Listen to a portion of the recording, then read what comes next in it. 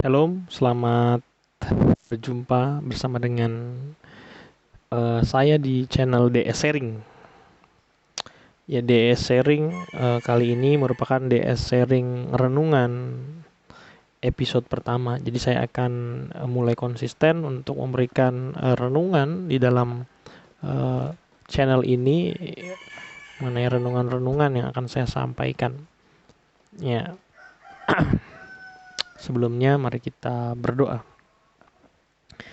Bapa dalam surga, kami bersyukur Tuhan, hamba mau menyampaikan sharing renungan di channel ini DS Sharing. Kiranya Tuhan memberkati, dan setiap orang yang mungkin yang akan menonton biarlah juga terberkati. Berkati proses ini, dalam nama Tuhan Yesus kami berdoa, amin. Iya, DS Sharing kali ini mengambil perikop dari Markus pasal kedua ayat 1 sampai 12. Judul yang diberikan oleh Lembaga Alkitab Indonesia, Orang Lumpuh Disembuhkan. Kemudian sesudah lewat beberapa hari, waktu Yesus datang lagi ke Kapernaum, tersiarlah kabar bahwa ia ada di rumah. Maka datanglah orang-orang berkerumun sehingga tidak ada lagi tempat, bahkan di muka pintu pun tidak. Sementara ia memberitakan firman kepada mereka, ada orang-orang datang membawa kepadanya seorang lumpuh digotong oleh 4 orang. Tetapi mereka tidak dapat membawanya kepadanya karena orang banyak itu. Lalu mereka membuka atap yang ada di atasnya. Sesudah terbuka, mereka menurunkan tilam tempat orang lumpuh itu terbaring. Ketika Yesus melihat iman mereka, berkatalah ia kepada orang lumpuh itu, "Hai anakku, dosamu sudah diampuni." Tetapi di situ ada juga duduk beberapa ahli Taurat. Mereka berpikir dalam hatinya, "Mengapa orang ini berkata begitu? Ia menghujat Allah. Siapa yang dapat mengampuni dosa selain daripada Allah sendiri?" Tetapi Yesus segera mengetahui dalam hatinya bahwa mereka berpikir demikian. Lalu ia berkata kepada mereka, "Mengapa kamu berpikir begitu dalam hatimu? Manakah lebih mudah mengatakan kepada orang lumpuh ini, dosamu sudah diampuni, atau mengatakan, bangunlah, angkatlah tilammu dan berjalan? Tetapi supaya kamu tahu bahwa di dunia ini anak manusia berkuasa mengampuni dosa." Berkatalah ia kepada orang lumpuh itu, "Kepadamu kukatakan, bangunlah, angkatlah tempat tidurmu dan pulanglah ke rumahmu." Dan orang itu pun bangun, segera mengangkat tempat tidurnya dan pergi keluar di hadapan orang-orang itu, sehingga mereka semua takjub lalu memuliakan Allah, katanya, yang begini belum pernah kita lihat. Demikian pembacaan firman Tuhan kita.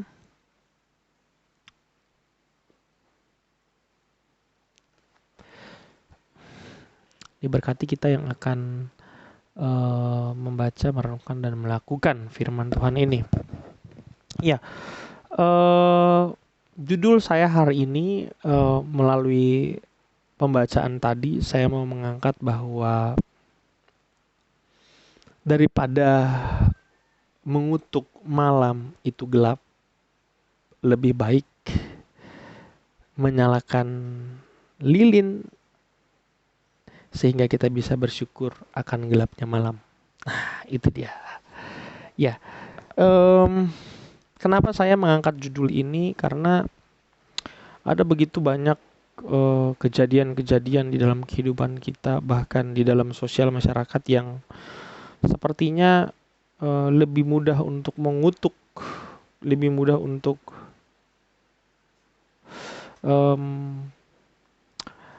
daripada bekerja, begitu ya. Ada banyak yang mengatakan bahwa kasih itu adalah teori, bahwa yang terjadi adalah setiap orang berpolitik. Maka saya mau mengatakan begini, firman Tuhan mengatakan, ya, kita boleh berpolitik, tetapi berpolitiknya mengikuti politik Kristus, begitu. Nah, secara khusus di ayat ini yang paling menarik adalah ketika ada 4 orang yang mengangkat orang lumpuh itu. Di ayat yang kelima dikatakan kepada Yesus, kepada mereka, ketika Yesus melihat iman mereka. 4 orang ini muncul sampai ayat yang kelima, tetapi ayat-ayat seterusnya tidak ada. Nah, Bapak Ibu sekalian, rekan-rekan sekalian, ya, ketika kita membaca firman Tuhan ini, ada sebuah masalah yang dihadapi oleh 4 orang ini, yang menggotong orang lumpuh ini, begitu ya. Masalahnya pertama ya, yang akan menjadi tanggung jawab mereka, yang mereka lakukan, mengapa mereka akhirnya berempat, yaitu menggotong orang lumpuh. Itu masalahnya. Masalah utama mereka yang harus mereka bawa, sehingga mereka membawa orang lumpuh itu untuk menuju kepada Yesus. Jadi tujuannya adalah membawa orang lumpuh itu untuk bertemu kepada Yesus. Jadi di dalam membawa orang lumpuh itu ada 5 yang saya catat, begitu ya. Tadi ada masalah utama. Masalah utama yang harus diselesaikan adalah orang lumpuh ini, begitu kan? Ini dia yang pertama. Yang kedua, dikatakan di rumah itu saking penuhnya orang, ya, sampai di muka pintu pun sudah tidak ada tempat, maka dia 4 orang tadi tidak bisa bawa masuk Yesus. Ya, ini dia masalah yang kedua. Ada banyak orang. Ya, mungkin kita bisa bertanya, kenapa sih kok banyak orang banyak tadi tidak membiarkan mereka untuk lewat, begitu kan? Tetapi itu bisa menjadi penafsiran tambahan lagi, begitu ya. Tetapi yang saya mau petakan di sini masalahnya dulu saja, begitu ya, yang terlihat.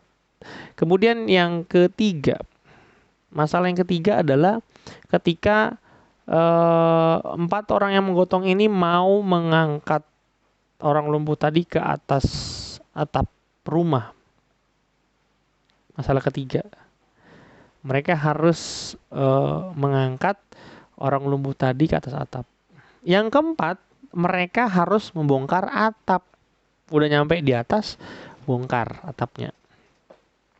Yang kelima, mereka harus menurunkan orang lumpuh tadi dari atas atap ke bawah untuk bertemu dengan Yesus. Nah, dari setiap masalah yang dihadapi, mereka punya yang namanya resiko. Ya, resiko terbesar mereka adalah tadi masalah orang yang pertama tadi. Masalah pertama tadi orang lumpuh tadi. Resiko terbesar mereka adalah ketika orang lumpuh itu tidak bisa berjumpa dengan Yesus dan akhirnya tidak bisa sembuh. Begitu ya, itu resiko pertamanya. Resiko kedua adalah ketika mereka menghadapi orang banyak. Ya, mungkin di sana ada resiko yang harus mereka hadapi ketika mereka melihat orang banyak, begitu. Seringkali orang banyak ini kan yang menghalang-halangi untuk bisa berjumpa dengan Yesus, dan sengaja atau tidak sengaja di teks itu tidak dikatakan, begitu ya. Kita bisa menafsirnya sesuai dengan teks juga, begitu. Tetapi saya tidak mau sampai ke sana, ya. Itu resiko kedua. Resiko ketiga adalah ketika mereka mau mengangkat orang lumpuh tadi naik ke atas, udah di bawah naik ke atas nih. Begitu. Ada resiko di sana, yaitu resikonya 4 orang tadi bisa celaka. Jadi ada resikonya tadi, 4 orang tadi bisa celaka. Kenapa? Karena ketika lagi mau angkat ke atas, salah-salah kalau misalnya jatuh ya, yang tadinya lumpuh cuma 1 orang bisa jadi nambah, jadi 5 orang. Begitu kan? Nggak lucu begitu. Itu resikonya pas lagi naik ke atas. Resiko yang keempat, ketika mereka mau rubah atap rumah orang, kemudian bongkar atap,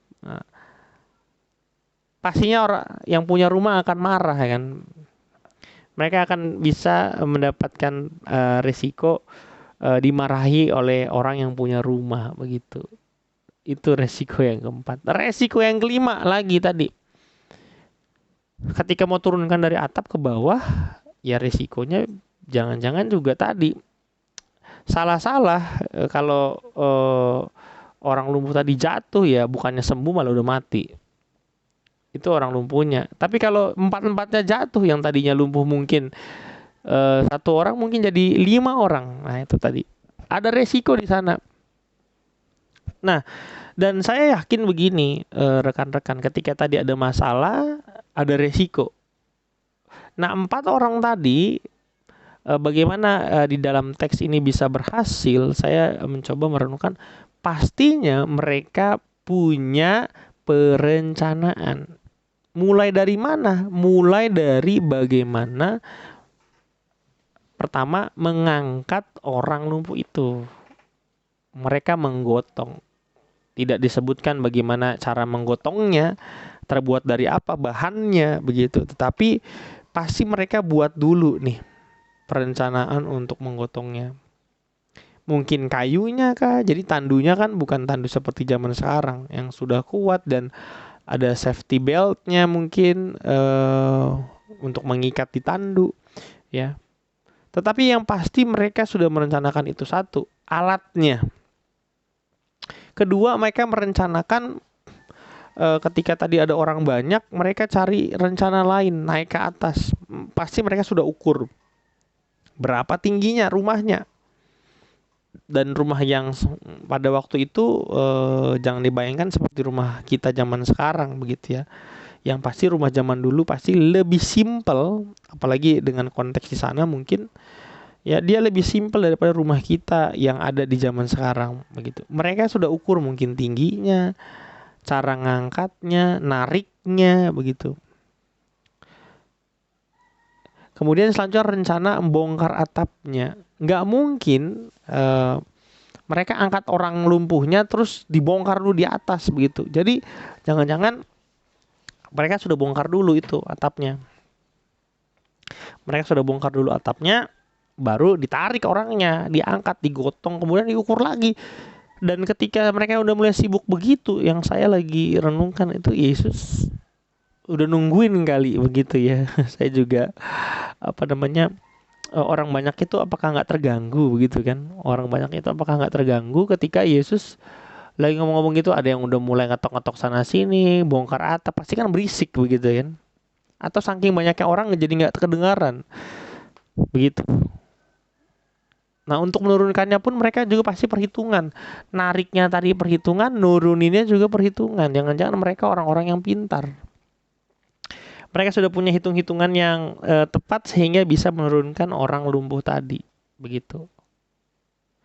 Jadi mereka memetakan dulu masalahnya, kemudian mereka memanage resikonya, kemudian mereka bikin cara untuk menyelesaikannya. Mereka merencanakannya. Hebat ya. Jadi di dalam teks ini pun ternyata ada unsur manajemennya begitu. Bagaimana mengelola masalah, bagaimana mengelola resiko, membuat rencana. Dan akhirnya, Bapak Ibu, Yesus bilang, ketika Yesus melihat iman mereka, ya. Dan di ayat kelima itu dikatakan ketika Yesus melihat iman mereka. Jadi Yesus lihat dulu iman mereka, 4 orang itu. Baru Yesus bilang kepada si orang lumpuh, "Hai anakku, dosamu sudah diampuni." Jadi ternyata bicara soal iman, tadi perjalanannya panjang, prosesnya panjang. Jadi bicara soal iman itu bukan cuman seperti yang mungkin yang kita sudah dengar selama ini gitu, klaim. Jadi kita tukang klaim aja gitu loh. Sembuh, punya ini, punya itu, tukang klaim. Jadi asosiasinya itu digambarkan kalau kita punya iman itu kita bisa mengklaim. Ya ternyata enggak begitu ya. Kalau dari proses teks ini kita bisa lihat ternyata iman itu bukan cuman hanya mengklaim saja begitu. Ada proses yang harus dilakukan. Nah, yang menarik, Kenapa sih 4 orang ini mau? Nah, ini saya sedang berusaha menafsirkan. Di ayat yang pertama dikatakan, dan yang kedua, kemudian sesudah lewat beberapa hari, waktu Yesus datang lagi ke Kapernaum, Yesus datang lagi ke Kapernaum. Berarti Yesus sudah pernah gitu. Yesus sudah pernah datang ke sana dan ini datang lagi. Tersiarlah kabar bahwa ia ada di rumah. Nggak tahu disebut di rumah siapa. Artinya begini, jangan-jangan ya, ini penafsiran saya. Rumah itu adalah rumah yang sudah pernah didatangin dan 4 orang yang tadi sudah kenal Yesus. Kalau bicara soal iman, iman itu muncul dari pendengaran akan firman Tuhan, gitu kan? Rumusnya begitu. Jadi di ayat yang kelima iman, karena iman mereka berarti sebenarnya 4 orang ini adalah buah daripada ketika Yesus pernah datang sebelumnya. Ada 4 orang yang beriman yang sudah mengalami perjumpaan dengan Kristus. Jadi kalau misalnya mau mengurutkan ceritanya begitu ya, saya berusaha menafsir ini. Maka 4 orang tadi Yesus lihat imannya. Bagaimana ternyata dia ya ada kemungkinan ya. Jadi ada kemungkinan begitu. 4 orang ini adalah orang-orang yang sudah berjumpa dengan Kristus. Nah, 4 orang ini juga bekerja sama. 4 orang ini bekerja sama memetakan masalah, ya, mengurutkan masalah, dan juga mengurutkan masalah dan membobotkan masalahnya. Dan masalah utama mereka adalah ketika ada orang lumpuh tadi. Yang penting orang lumpuh ini bisa berjumpa dengan Kristus. Kemudian mereka juga manage resikonya. Akhirnya mereka bikin rencananya. Dan mereka melakukan ini, mereka bergotong royong gitu, bekerja sama. Mereka sama-sama bekerja. Hal yang baik yang kita bisa pelajari begitu ya dari 4 orang ini adalah ketika mereka mengambil bagiannya masing-masing, mengerjakan fungsinya masing-masing. Tadi saya sudah sedikit jelaskan bahwa ternyata untuk membawa orang lumpuh ini berjumpa dengan Kristus ada proses yang harus dilalui, dan proses itu nggak mudah. Proses itu nggak mudah dan mereka melakukannya. Mereka melakukannya tanpa akhirnya mendapatkan apa-apa, imbalan kah, pujian kah, ya, atau mereka melakukannya karena aktualisasi diri untuk orang melihat mereka. Enggak juga, karena di sana selesai di sana. 4 orang itu selesai di sana. Ketika Yesus melihat iman mereka, maka Yesus berbicara kepada orang begitu, "Hai anakku, dosamu sudah diampuni." Seringkali Bapak Ibu, bahwa kerjasama kita, ya, kita menjadi bagian di dalam satu komunitas, apalagi gereja, maka harusnya kita menjadi orang-orang yang demikian. Apalagi begini, apalagi kita sudah menyatakan diri sebagai pengikut Kristus. Maka sebagai pengikut Kristus, kitalah orang-orang yang harusnya juga menjadi contoh. Seperti 4 orang ini yang mereka tidak mengharapkan imbalan, mereka tidak mengharapkan pujian, dan mereka juga nggak merasa paling berjasa. Dan mereka mencontoh Yesus, saya yakin. Seperti Yesus ya menyatakan dirinya dia Allah ya, yang mengambil rupa seorang hamba, tidak mempertahankan kesataraannya itu yang harus sebagai milik yang harus dipertahankan begitu. tapi dia meniadakan dirinya. Dan 4 orang ini ya saya pasti percaya mereka meniru Yesus. Kenapa? Karena Yesus sudah contohkan. Yesus sudah contohkan dirinya nggak perlu mencari pujian. Yesus nggak perlu melakukan. Yesus melakukan tugasnya datang ke dunia ini, dan 4 orang tadi melakukan tugasnya datang ke dunia ini. Tapi ya itu dia, ada peran antagonisnya. Dikatakan di sana ada beberapa orang ahli Taurat yang berpikir dalam hatinya, dia tanya, siapa sih orang ini? Dan seringkali Bapak Ibu ketika di dalam persekutuan-persekutuan kita, ketika mau berjumpa dengan Yesus, ya, ada orang-orang yang demikian. Ada orang banyak tadi nggak menyadari bahwa ada orang lumpuh yang mau diangkat, begitu. Ada kesadaran sosial yang lumpuh di sana. Kesadaran sosial yang lumpuh Bapak Ibu, sehingga ya hanya mementingkan kepentingan pribadi, egois, individualis, materialis. Ketika kita bersekutu ternyata juga ada orang-orang yang memainkan perannya demikian. Bahkan melakukan politik-politiknya, politik kotor gitu, dengan contoh ahli Taurat, siapa orang ini? Kenapa kau melakukan itu? Kau menghujat Allah. Dan Yesus menjawab, buat saya satu bagian yang sangat brilian dan cerdas. Manakah yang lebih mudah menyatakan, hai anakku, dosamu sudah diampuni, daripada suruh dia bangun, angkat tilammu dan berjalan? Pasti para ahli Taurat juga, oh iya, mereka menyadari dirinya begini, ya saya nggak bisa suruh orang ini untuk bangkit, angkatlah tempat tidurmu atau tilammu dan berjalan. Karena mereka menyadari mereka nggak punya kuasa. Dan akhirnya Bapak Ibu, ya, peran antagonis tadi akhirnya lenyap juga, begitu. Lenyap. Dan orang banyak mengatakan yang begini ini belum pernah terjadi. Jadi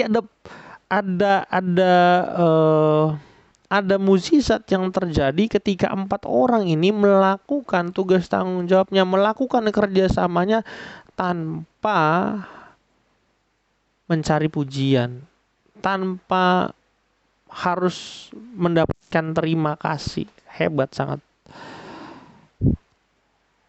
Dan kita akan menemukan orang-orang yang seperti itu. Jarang kita akan menemukan orang-orang yang seperti itu.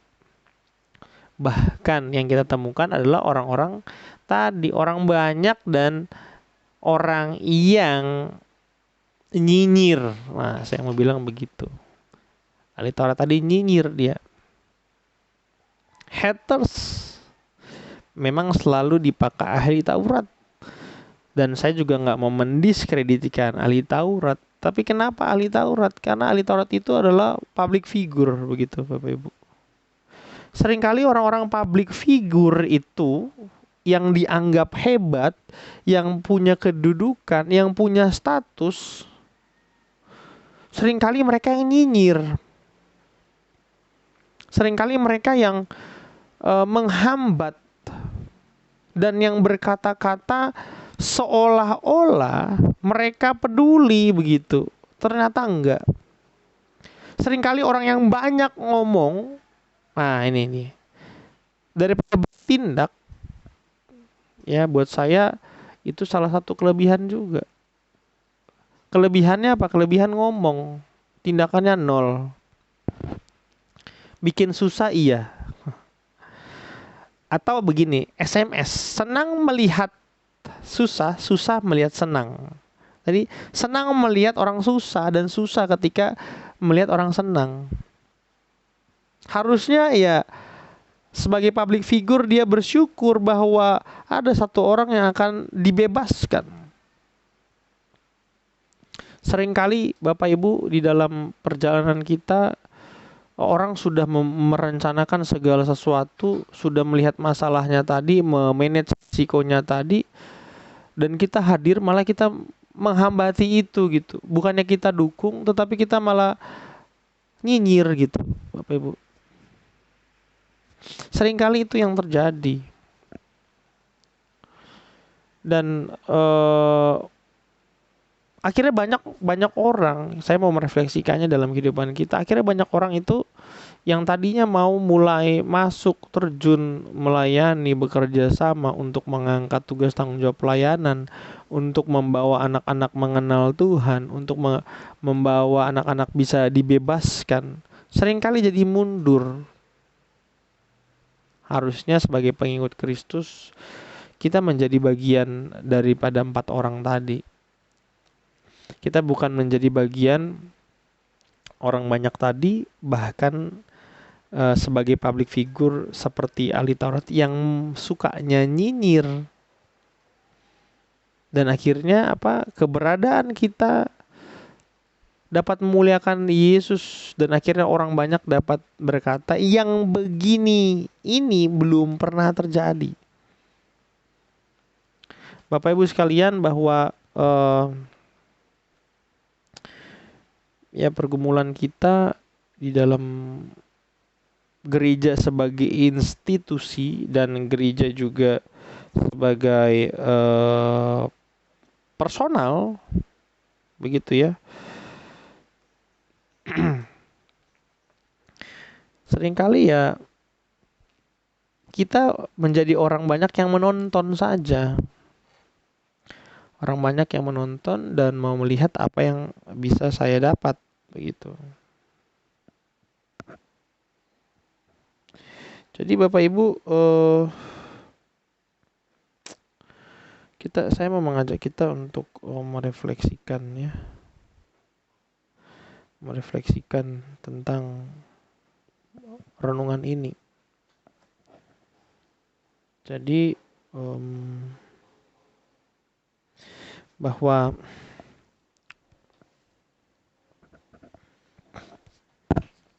harusnya kita gereja bisa menjadi 4 orang tadi. Kita bisa bekerja sama dengan siapapun. Kerjasama kita karena digerakkan oleh tujuan. Kerjasama kita karena ingin membebaskan orang-orang yang terbelenggu, orang-orang yang lumpuh, orang-orang yang terikat. Karena yang mampu membebaskan itu semua Yesus. Maka kita bekerja sama membawa mereka berjumpa dengan Kristus. Kalau kita ternyata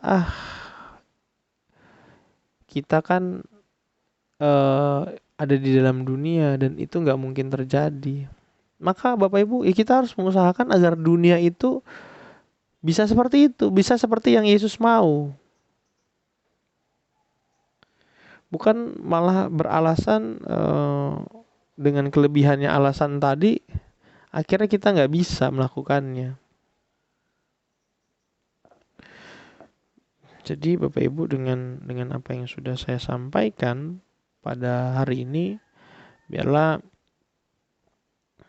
dimanapun kita berada, kita mengambil bagian menjadi orang-orang yang mau menjadi salah satu dari 4 orang tersebut, yang mau membawa perubahan bagi orang lumpuh, siapapun itu yang kita temukan, sehingga dia dapat bangun, angkat tilam atau tempat tidurnya dan pulang ke rumah.